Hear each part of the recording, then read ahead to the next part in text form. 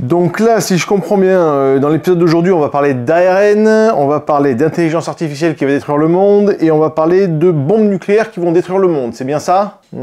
C'est ça.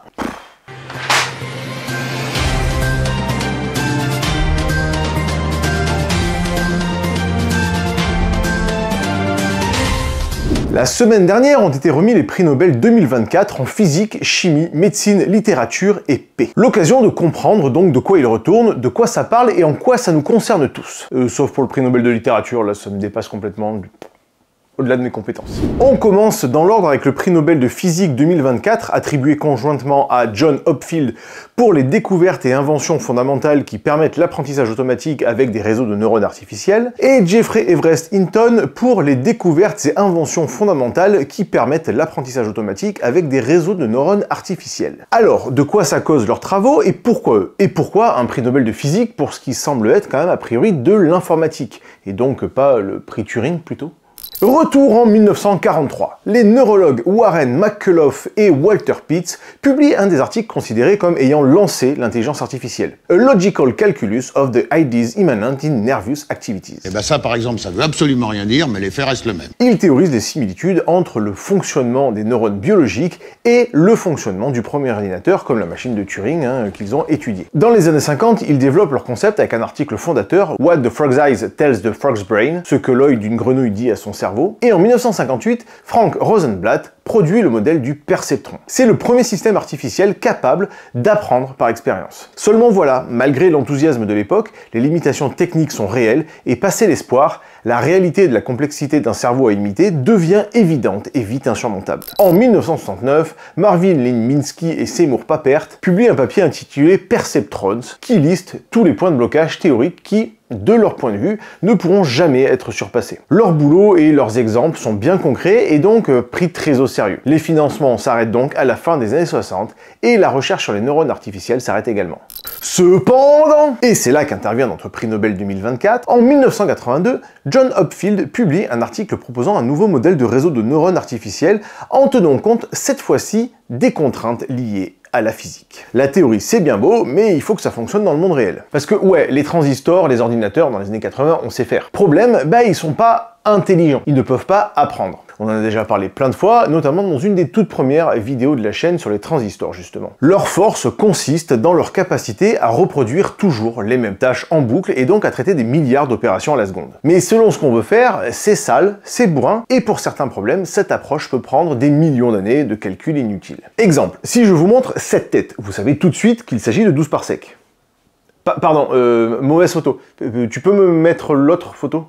Voilà. Votre cerveau va automatiquement activer un chemin qu'il a appris à reconnaître. Un ordinateur, lui, à l'inverse, ira bêtement comparer cette tête avec toutes celles qu'il a en stock de manière ultra bourrine. S'il en connaît que 2, ça va, mais s'il en a 5000 en mémoire, ça peut vite prendre du temps. Il fallait donc un système similaire à un cerveau, une autre manière pour les ordinateurs d'apprendre et de créer des chemins directs pour reconnaître ici un chien, ici un oiseau, ici une saloperie ou ici une tourte aux légumes. Et c'est la solution de John Hopfield qui ouvre la voie à cette technologie en introduisant des capacités de magnétisme dans les processeurs. Je vous explique en gros, mais si vous voulez en savoir plus, je vous mets en lien l'excellente vidéo du collègue Livre et Sciences qui en parle plus en détail. Et dans le cas de neurones électroniques, grâce au magnétisme, ils vont pouvoir créer des chemins en inversant leur état, donc en passant de plus à moins, et donc modifier le chemin d'une information, comme dans un cerveau biologique. L'ordinateur a appris ce qu'était un carlin. Donc dès que ces caractéristiques vont apparaître, ça va activer des groupes de neurones spécifiques.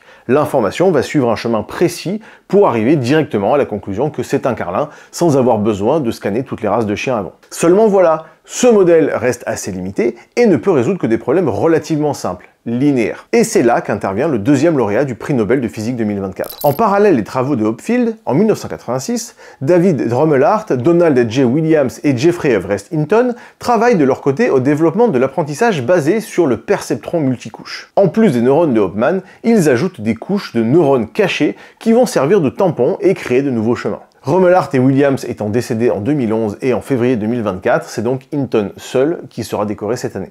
Et le prix Nobel n'étant pas décerné aux morts. Hein. C'est comme ça, c'est pas moi qui fais les règles. Hopfield et Hinton ont donc utilisé des outils issus de la physique pour élaborer des méthodes qui ont contribué à jeter les bases du puissant apprentissage informatique actuel. John Hopfield a créé une structure capable de stocker et de reconstruire des informations. Geoffrey Hinton a inventé une méthode capable de découvrir de manière indépendante des propriétés des données et qui est devenue importante pour les grands réseaux de neurones artificiels actuellement utilisés. Alliés au développement technologique de la microélectronique de l'époque, leurs travaux relancent les recherches sur l'intelligence artificielle dont nous bénéficions tous aujourd'hui. C'est grâce à leurs travaux précurseurs que nous avons pu développer des réseaux de neurones aujourd'hui capables de reconnaître des images et d'en générer, de traduire des textes et d'en générer, de faire rouler des bagnoles de manière autonome, de voir des avancées inédites en médecine, avant une véritable révolution dont on n'imagine même pas les contours des prochaines années, comme la compréhension et le développement des protéines qui est, et ça tombe très bien, le talon des transitions sur cette chaîne est absolument vertigineux, le prix Nobel de chimie 2024. Le prix Nobel de chimie 2024 donc a été décerné à David Baker, Demis Hassabis et John J. Jumper pour leurs travaux sur la conception et la prédiction des structures des protéines grâce à l'intelligence artificielle. David Baker, de l'Université de Washington, a été récompensé pour ses avancées dans le design computationnel de protéines. Computationnel comme dans computer, hein, ordinateur dans la langue de Kanye West. Il a modélisé des protéines sur ordinateur. Et ça, c'est grâce à son programme fort en protéines, mon gars. Protéine. En protéines.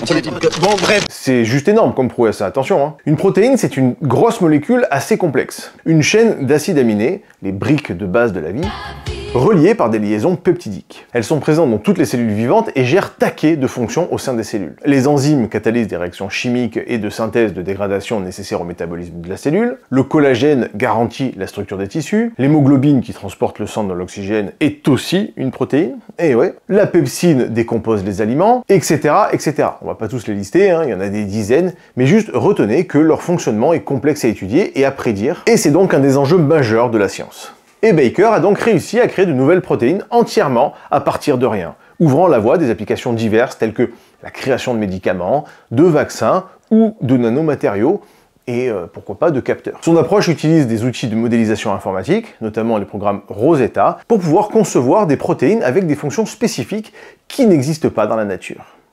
D'autre part, Demis Hassabis et John J. Jumper de Google DeepMind ont développé le modèle d'IA AlphaFold 2 qui a résolu un problème scientifique de plus de 50 ans, carrément, prédire avec précision la structure tridimensionnelle des protéines à partir de leur séquence d'acides aminés. Hein, donc l'IA, prix Nobel de physique, qui permet au Nobel de chimie de faire des découvertes majeures en santé notamment. Et ça, c'est beau. Ça permet donc de comprendre comment les protéines fonctionnent et interagissent dans les systèmes biologiques, ce qui est essentiel pour des découvertes médicales telles que la lutte contre la résistance aux antibiotiques ou la décomposition des plastiques. Oui, même ça. Depuis 2020, AlphaFold 2 a permis de prédire la structure de presque toutes les protéines identifiées, avec des impacts dans le domaine allant de la biologie moléculaire à l'ingénierie biomédicale. Ces travaux représentent une avancée majeure, offrant des outils puissants pour l'ingénierie des protéines et ouvrant la voie de nombreuses applications en écologie ou dans l'industrie des matériaux, hein, aussi, pas forcément que pour les organismes vivants, et en médecine, qui est notre prochain prix Nobel. On ne m'arrête plus dans les transitions, ça merde.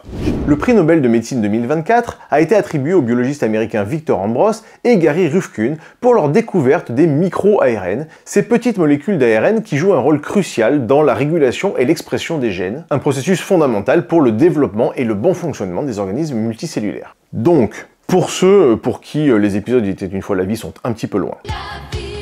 L'ADN, c'est notre manuel de fabrication. Ce sont des longues chaînes avec toutes nos caractéristiques. Grands, petits, yeux bleus, yeux marrons, cheveux lisses ou bouclés, etc. Mais l'ADN ne sort jamais du noyau de la cellule. Pour envoyer ses instructions aux cellules pour fabriquer telle ou telle protéine, elle envoie des messagers, des molécules plus petites, ciblées, en disant je veux tel truc, tel truc, tel truc, qu'on appelle de l'ARN. L'ADN est identique dans toutes les cellules, mais on va pas avoir besoin des mêmes instructions dans une cellule d'os que dans une cellule de muscle, de peau, pour les yeux, etc. Donc il va envoyer juste ce que la cellule a besoin, donc via l'ARN. Il y a plusieurs types d'ARN, et leur rôle va donc être par exemple de créer des protéines spécifiques selon le manuel de montage. Os, muscles, œil, etc. Et les micro-ARN alors? Contrairement à l'ARN messager, qui est impliqué dans la synthèse de protéines, les micro-ARN ne codent pour aucune protéine. Leur fonction principale, c'est de réguler les niveaux d'expression des différents gènes en ciblant spécifiquement les ARN messagers et les empêchant leur traduction en protéines.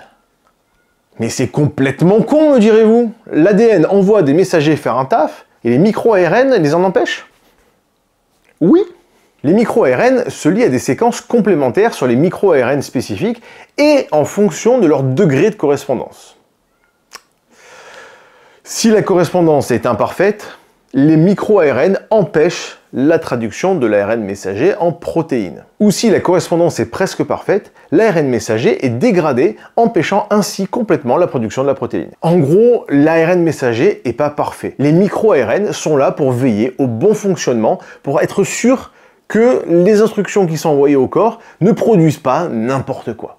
Les micro-ARN sont donc là au contraire pour éviter que l'ARN fasse n'importe quoi. Les recherches d'Ambros et de Rufkun ont commencé dans les années 90 à partir d'expériences sur un petit ver rond, le C. elegans. Ils ont découvert que les micro-ARN contrôlent l'expression des gènes en se liant à l'ARN messager spécifique, empêchant ainsi la production de certaines protéines. Ce mécanisme a ensuite été démontré comme étant universel parmi les organismes multicellulaires, y compris les humains. Et les applications potentielles de cette découverte sont juste dingues, notamment dans le traitement des maladies graves comme le cancer et les maladies cardiovasculaires. Le rôle des micro-ARN en tant que suppresseur de tumeurs, par exemple, est particulièrement prometteur dans les recherches médicales actuelles. Bien que certaines applications cliniques soient encore à leur développement, cette découverte ouvre de nouvelles voies pour la thérapie génique, par exemple, dont on a déjà parlé dans ces vidéos, et la médecine personnalisée.